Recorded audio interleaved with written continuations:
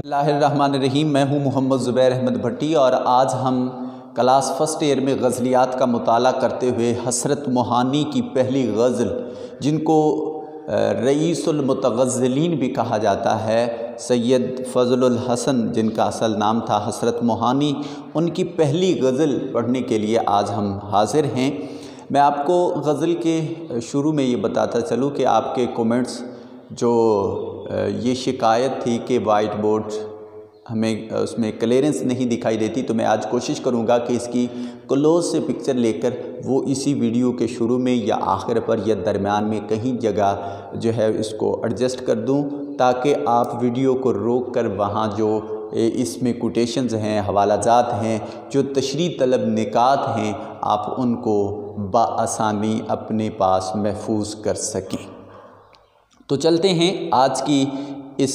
غزل کی جانب۔ حسرت موہانی کی پہلی غزل ہے، کہتے ہیں بلاتا لاکھ ہوں لیکن برابر یاد آتے ہیں، الہی ترک الفت پر وہ کیوں کر یاد آتے ہیں۔ شاعر اپنے محبوب کو بھلانا چاہتا ہے۔ اس کا کہنا یہ ہے کہ میں محبوب کو جس قدر زیادہ بھلانے کی جستجو کرتا ہوں، کوشش کرتا ہوں، الہی میرے ساتھ کیا ماجرا ہے کہ میں اپنے محبوب کو بھلا نہیں پاتا،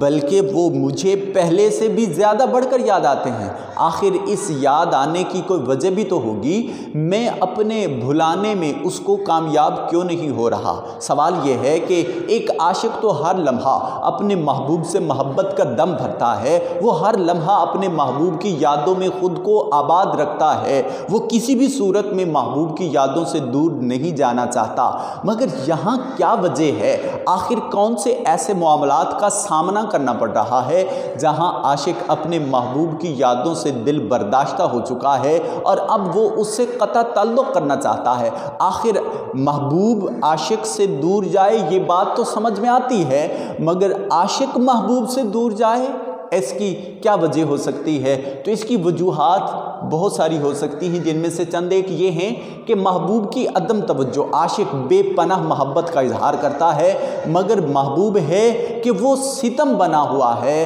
اس کے لیے ایک صنم بنا ہوا ہے، اور وہ بت کی طرح عاشق کو کوئی رد عمل نہیں دکھاتا، اس کو محبت کے بدلے میں محبت کا اظہار اس سے نہیں کرتا، جس کی وجہ سے عاشق تنگ آ کر محبوب کی اس عدم توجہ کی وجہ سے، اس بے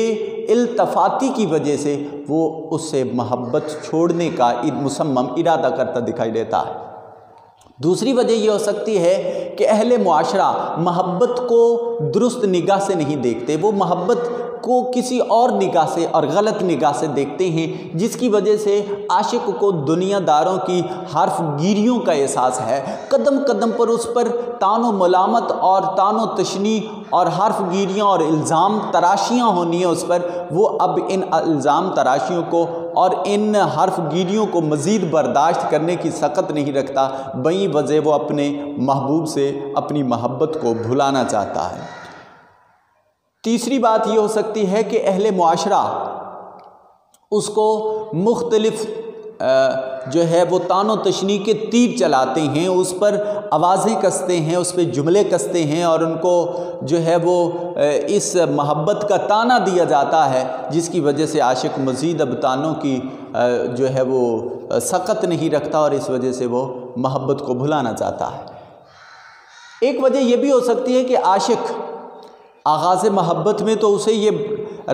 اپنے محبوب کی محبت نے اس قدر اپنے سحر میں لے لیا تھا کہ اسے ایک لمحہ بھی محبوب کی جدائی قیامت کے صدمات سے کم نہیں دکھائی دے رہی تھی، اور آج وہ اس راستہ محبت پر چل کر یہ تجربہ کر چکا ہے کہ محبت کا راستہ بہت دشوار گزار اور کٹھن راستہ ہے۔ قدم قدم پر عاشق کی آزمائشیں ہوتی ہیں، قدم قدم پر بلائیں، مصائب، آلام، دکھ، آفات، یہ قدم قدم پر اس کو سامنا کرنا پڑتا ہے، جس کی وجہ سے عاشق اب محبوب کی محبت سے تنگ ہے، اور وہ اہل معاشرہ کی حرف گیریوں کا جواب دیتے ہوئے کہتا ہے، محبت ترک کی میں نے گریباں سی لیا میں نے، محبت ترک کی میں نے گریباں سی لیا میں نے، زمانے اب تو خوش ہو زہر یہ بھی پی لیا میں نے، زمانے اب تو خوش ہو زہر یہ بھی پی لیا میں نے۔ ایک بڑی ٹھوس وجہ اس شعر میں ہمیں دکھائی دیتی ہے۔ وہ کہتا ہے کہ میں بھلانا چاہتا ہوں مگر اپنے محبوب کو بھلا نہیں پاتا۔ آخر کیوں شاعر کی یہ کوشش ناکام کیوں ہوتی ہے اور شاعر اپنے محبوب کو بھلا کیوں نہیں پاتا؟ جب وہ کوشش کرتا ہے تو کوشش میں اسے کامیابی کیوں نہیں ہوتی؟ وہ ناکامی کا منہ کیوں دیکھتا ہے؟ تو اس میں ایک وجہ غالب کے بقول یہ بھی ہے کہ عشق اور محبت یہ غیر اختیاری ہوتے ہیں۔ یہ ایسی کیفیات ہیں جن کیفیات کو طاری کرتے وقت عاشق کے اختیار میں نہیں ہوتا، یہ بلا اختیار محبت ہو جاتی ہے، عشق ہو جاتا ہے۔ کہتے ہیں محبت اور عشق کیے نہیں جاتے، ہو جاتے ہیں۔ تو یہ بے اختیاری جو کیفیات انسان پر طاری ہوتی ہیں، یہ جس طرح بے اختیار طاری ہوتی ہیں اسی طرح اختیار کے ساتھ ان سے جان چھڑانا یہ ناممکن بات ہے۔ غالب نے بڑی خوبصورت بات کی کہ عشق پر زور نہیں ہے یہ وہ آتش غالب، عشق پر زور نہیں ہے یہ وہ آتش غالب، جو لگائے نہ لگے اور بجھائے نہ بنے، اور بجھائے نہ بنے۔ ترک محبت کا وہ دعویٰ تو ضرور کرتا ہے مگر اس کے باوجود بھی محبوب کی محبت بھری یادیں، اس کے ناز و انداز اور اس کی گفتگو، اس کا حسن و جمال عاشق کو اپنے سحر میں اس پر سحر طاری کر دیتا ہے اور اس کو اپنی آغوش سحر میں لے لیتا ہے، جس کی وجہ سے عاشق چاہنے کے باوجود بھی محبوب کو بھلا نہیں پاتا۔ اور جب وہ اسے بے اختیار اور ہر لمحہ اس کی یادیں ستاتی ہیں تو وہ بے اختیار بول پڑتا ہے کہ اس قدر بھی کوئی ستاتا ہے، اس قدر بھی کوئی ستاتا ہے، کوئی اتنا بھی یاد آتا ہے، کوئی اتنا بھی یاد آتا ہے۔ غرض وہ چاہنے کے باوجود بھی اپنے محبوب کی یادوں سے پیچھا نہیں چھڑا سکتا۔ حضرت موہانی رئیس المتغزلین سید فضل الحسن کہتے ہیں دوسرے شعر میں کہ نہ چھیڑ اے ہم نشیں کیفیت صحبا کے افسانے، نہ چھیڑ اے ہم نشیں کیفیت صحبا کے افسانے، شراب بے خودی کے مجھ کو ساغر یاد آتے ہیں۔ وہ کہتے ہیں میرے اے ہم نشین، میرے ساتھی، میرے ساتھ بیٹھنے والے، مجھے کشید شدہ سرخ رنگ کی اعلیٰ ترین قسم کی شراب کی مستی یاد نہ دلا، جب تک کہ میں ان باتوں کو سن کر اپنی ماضی کی یادوں میں اس قدر کھو جاتا ہوں کہ شراب کا دور آنے سے پہلے مجھ پر وہ ماضی کی یادیں اس قدر سحر طاری کر دیتی ہیں کہ میں شراب کی سی مست کیفیت سے شراب پینے سے پہلے ہی دوچار ہو جاتا ہوں۔ گویا وہ ماضی کی یادوں میں گرفتار ہو کر ایسی مست کیفیتوں میں مبتلا ہو جاتے ہیں کہ گویا انہوں نے اعلیٰ ترین سرخ رنگ کی شراب پی رکھی ہے۔ یہ شعر ان کا رئیس المتغزلین کا یہ شعر کثیر الجہتی تشریح طلب نکات کا حامل ہے، اس میں بہت سارے نکات موجود ہیں، ہم چند ایک ڈسکس کرنے کی کوشش کرتے ہیں۔ پہلا یہ ہو سکتا ہے کہ شراب کا ایک شوقین شخص تھا جو ہر لمحہ شراب پیتا تھا اور شراب کی مستی میں رہتا تھا، اب اس نے شراب چھوڑ دی ہے اور شراب کی عادت چھوڑ دینے کے بعد اس کا ہمنشین، اس کا دوست، اس کا ساتھی اس کے پہلو میں بیٹھا ہے اور وہ اسے شراب کی مست بھری کیفیتوں پر پھر ابھار رہا ہے۔ اب عاشق وہ شخص جو شراب کا شوقین تھا، جو شراب چھوڑ چکا تھا، اب وہ اپنے دوست کو سمجھا رہا ہے کہ بھائی میں نے یہ عادت ترک کر دی ہے، اب مجھے پھر سے شراب کی عادت مت ڈالیے، مجھے پھر سے اس کی مست کیفیتوں کا تذکرہ نہ چھیڑیے تاکہ وہ چھوڑی ہوئی عادت، اس کا سحر مجھ پر پھر سے طاری نہ ہو جائے اور میں پھر سے شراب پینے نہ لگ جاؤں۔ دوسری جو ہے ریزن یہ ہو سکتی ہے، دوسری جہت یہ ہو سکتی ہے کہ محبوب کا جو تعلق تھا وہ تعلق اس قدر مضبوط تھا، اس کی یادیں اس قدر بھاری تھی کہ وہ یادیں اس کے دامن گیر تھی اور وہ محبوب سے اب قطع تعلق کر چکا تھا، اور قطع تعلق کے بعد وہ محبوب کا حامی شخص اس کے پاس بیٹھتا ہے اور اسے اپنے محبوب کی محبت بھری ادائیں، اس کی محبت بھری گفتگویں، اس کی ناز و انداز سے کہی ہوئی باتیں اس کے گوش گزار کرتا ہے۔ تو عاشق کو وہ ماضی کی محبوب کے ساتھ گزری ہوئی یادیں وہ تڑپانے لگتی ہیں، تب وہ اپنے ہم نشین سے ہم کلام ہے کہ مجھے میرے محبوب کی وہ باتیں یاد نہ کرواؤ جو وقت ان کے ساتھ گزرا ہے، جو بیتے لمحات ان کے ساتھ گزرے ہیں، پھر سے مجھے اس کی عادت ہونے لگے گی اور پھر سے میں انہی یادوں میں اپنے آپ کو مگن کرنے لگ جاؤں گا۔ میں نے بڑی مشکل سے ترک تعلق کیا ہے اور مجھے پھر سے محبوب کی یادوں سے دوچار نہ کیجیے۔ گلے ملتے ہیں جب آپس میں دو بچھڑے ہوئے ساتھی، گلے ملتے ہیں آپس میں جب دو بچھڑے ہوئے ساتھی، عدم ہم بے سہاروں کو بڑی تکلیف ہوتی ہے، عدم ہم بے سہاروں کو بڑی تکلیف ہوتی ہے۔ ایک وجہ یہ بھی ہو سکتی ہے کہ شاعر یہاں کشید شدہ اعلیٰ ترین سرخ رنگ کی شراب کی مستی سے مراد وہ ماضی لے رہا ہے جو مسلمانوں کا تابناک ماضی گزرا تھا۔ ایک وقت تھا جو مسلمان علوم و فنون پر کمال درجہ ملکہ رکھتے تھے، جس قدر وہ رخ کرتے تھے اس قدر فتوحات کے انبار لگا دیتے تھے۔ وہ ایران ہو یا ہندوستان، ان کی تاریخ رقم ہے۔ لوگوں میں اور مسلمانوں میں بالخصوص ایسے فاتح افراد موجود ہیں جن کا نام سن کر اب بھی غیر مسلم کانپ جاتے ہیں۔ ایسی فتوحات اور ایسی بہادری، دلیری، جرت مندی اور نڈر پن کی عظیم مثالیں تاریخ اسلام میں اور تاریخ مسلمانوں میں موجود ہیں۔ تو شاعر کا کہنا یہ ہے کہ آج کل مسلمان زبوں حالی کا شکار ہے، زوال کی اتھاہ گہرائیوں میں چلا گیا ہے۔ وہ ان زوال پذیر مسلمانوں کے سامنے اس کے پاس بیٹھا ہوا شخص جب مسلمانوں کی سابقہ ماضی کی تاریخ دہراتا ہے تو اسے کہتے ہیں کہ مجھے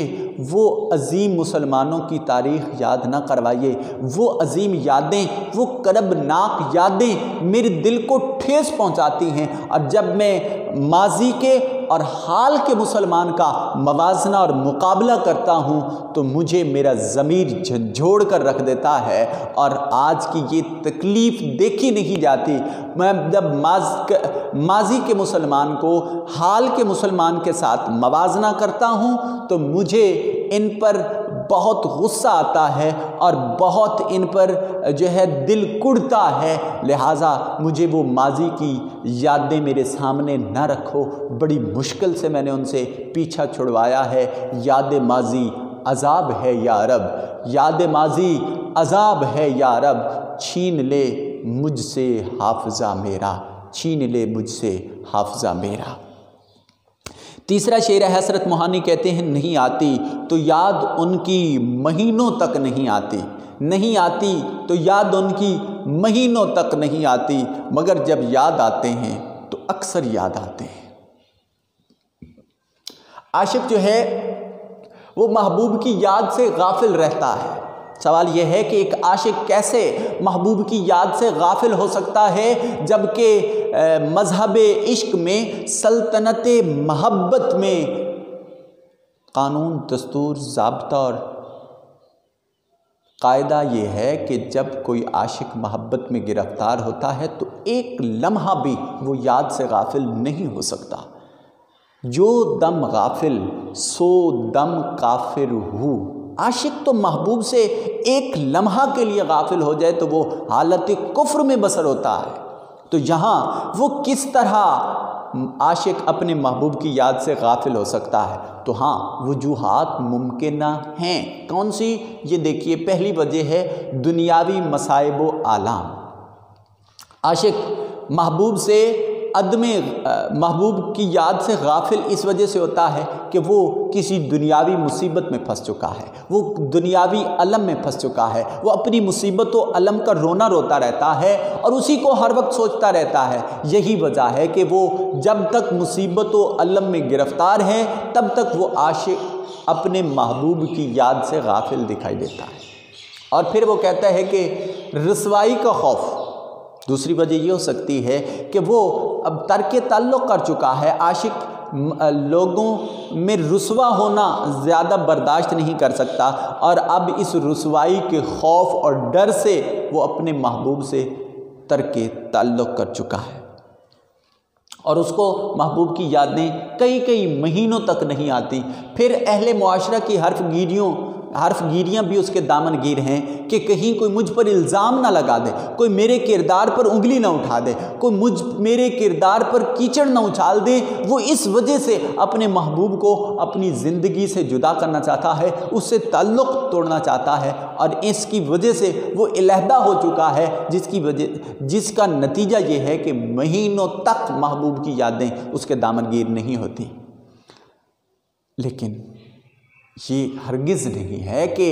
کافی عرصہ محبوب کی یادیں اس کے ساتھ وابستہ نہیں ہوتی۔ اس کا یہ مطلب ہرگز نہیں کہ وہ عاشق بالکل قطع تعلق کر چکا ہے، بلکہ اس کا مطلب یہ ہے کہ وہ ان مصائب و آلام، ان کسی حکمت عملی کے تحت وہ محبوب کی یادوں سے اپنے آپ کو کچھ لمحہ کے لیے دور ضرور کر دیتا ہے، مگر بھلانا اس کے بس کی بات نہیں ہے۔ اور ایک مدت سے تیری یاد بھی نہ آئی ہمیں، اور ہم بھول گئے ہوں تجھے، ایسا بھی نہیں ہے۔ محبوب کی یادوں کو بھلانا ممکن نہیں ہے۔ ایک وجہ یہ بھی ہو سکتی ہے، وہ کہتا ہے کہ ان کی یاد مہینوں تک نہیں آتی۔ کیوں نہیں آتی؟ اس سوال کا جواب ہم تلاش کر رہے تھے۔ ایک ریزن یہ دیکھی تھی ہم نے کہ دنیاوی مصائب تھے، رسوائی تھی، اہل معاشرہ کی حرف گیریاں تھیں، محبت کا راستہ اور مشکلات جو ہے یہ آماجگاہ تھی، جس کی وجہ سے وہ عاشق اپنی محبوب سے اپنی یادوں کو ترک کرنے کی بات کرتا ہے۔ یا پھر ایک وجہ یہ بھی ہو سکتی ہے کہ عاشق معاشی طور پر زب و حالی کا شکار ہے، اسے فکر معاش اس کو اپنے محبوب سے دور لے جاتی ہے، یا پھر عاشق اور محبوب کے درمیان معاشرتی عدم مساوات ہے۔ عاشق بہت نچلے طبقے سے تعلق رکھتا ہے، اس کا محبوب بہت بلند طبقے سے تعلق رکھتا ہے، یا محبوب نچلے طبقے سے تعلق رکھتا ہے اور عاشق بلند طبقے سے تعلق رکھتا ہے۔ یہ معاشرتی اور طبقاتی عدم مساوات اور تقسیم جو ہے، یہ ان دونوں میں جدائی کا، یا پھر زمانے کے غم ہیں جو عاشق کو بہت دور لے جاتے ہیں اور محبوب کی یادیں اس سے کہیں دور کر دیتے ہیں۔ مگر ان یادوں سے الجھ کر بھی وہ اپنے محبوب کو کسی بھی صورت میں بھلا نہیں پاتا، اور وہ چاہ کر بھی ان یادوں میں، ان معاملات میں مصروف عمل ہونے کے باوجود بھی کچھ لمحات کے لیے وہ یاد سے علیحدہ تو ہو سکتا ہے، مگر اس یاد کو اپنی زندگی سے ختم نہیں کر سکتا، بھلا نہیں سکتا۔ سیف کس طرح بھلا پاؤ گے، سیف کس طرح بھلا پائے گا تجھے، سیف کس طرح بھلا پائے گا تجھے، کیا تیرے لطف و کرم یاد نہیں، کیا تیرے لطف و کرم یاد نہیں۔ اسی غزل کا آخری شعر ہے، اس کی طرف بڑھتے ہیں۔ حسرت موہانی نے کہا حقیقت کھل گئی حسرت تیرے ترک محبت کی، تجھے تو اب وہ پہلے سے بھی بڑھ کر یاد آتے ہیں۔ حقیقت یہ ہے کہ اے حسرت، تم اپنے محبوب کو بھلا نہیں پا رہے ہو، بلکہ جس طرح تم بھولنے یا بھلانے کا دعویٰ کرتے ہو، تمہیں وہ پہلے سے کہیں زیادہ یاد آ رہے ہیں۔ ایک شخص جب کسی کو بھلانے کا دعویٰ کرتا ہے اور ہر وقت وہ لوگوں کو یہ بتاتا پھرتا ہے کہ میں نے اس کو چھوڑ دیا، میں نے اس سے قطع تعلق کر لیا، اس سے میرا کوئی تعلق نہیں، تو اس کا مطلب یہ ہرگز نہیں ہے کہ وہ اس کو بھلا دیا ہے اس نے۔ اس کا مطلب یہ ہے کہ وہ اس کو پہلے سے محبوب کی یادیں اس پر زیادہ بہتر انداز میں اس پر حاوی ہیں اور اس پر طاری ہیں، جس کی وجہ سے وہ اپنے محبوب کی یادوں کو خود سے جدا نہیں کر پا رہا، اور وہ پہلے سے کہیں بڑھ کر اس کے نام کی تسبیح کر رہا ہے اور اسے یاد کر رہا ہے۔ بھولنا اور بھلانا عاشق کے بس کی بات نہیں۔ اس پوری غزل کا ماحصل اور نچوڑ یہ ہے کہ عاشق کبھی بھی محبوب کی یادوں سے اپنا پیچھا نہیں چھڑا سکتا۔ روز کہتا ہوں کہ بھول جاؤں اسے، روز کہتا ہوں بھول جاؤں اسے، روز یہ بات بھول جاتا ہوں، روز یہ بات بھول جاتا ہوں۔ آج کی ہماری غزل 4 اشعار پر مشتمل تھی۔ پہلے شعر میں اس نے کہا کہ میں محبوب کو بھلانا چاہتا ہوں، مگر جس قدر بھلانے کی کوشش کرتا ہوں اس قدر ہی وہ مجھے زیادہ یاد آتے ہیں۔ دوسرے شعر میں اس نے کہا کہ اے میرے دوست، مجھے شراب اعلیٰ سرخ رنگ کی شراب کشید کی ہوئی کی جو مست کیفیت ہے وہ یاد نہ کرواؤ، اس لیے کہ مجھے ماضی کی یادوں کے پھر جام پینے پڑتے ہیں۔ اور تیسرے شعر میں اس نے کہا کہ جب محبوب کی یاد میرے دامن گیر نہیں ہوتی تو پھر مہینوں تک ان کی یاد سے میں آزاد رہتا ہوں، مگر جب یاد آتی ہے تو پھر اس قدر مجبور ہو جاتا ہوں کہ مسلسل محبوب کی یادوں میں ہی زندگی بسر ہونے لگتی ہے۔ چوتھا شعر یہ ہے، اس نے کہا کہ اے حسرت مہانی، تیرے ترک محبت کا دعویٰ اب کھل کر سامنے آ گیا ہے کہ تو محبوب کو چھوڑنے میں کامیاب نہیں ہوا، بلکہ وہ تجھے پہلے سے کہیں بڑھ کر یاد آتے ہیں۔ اللہ ہم سب کا حامی و ناصر ہو۔ والسلام علیکم ورحمۃ اللہ وبرکاتہ۔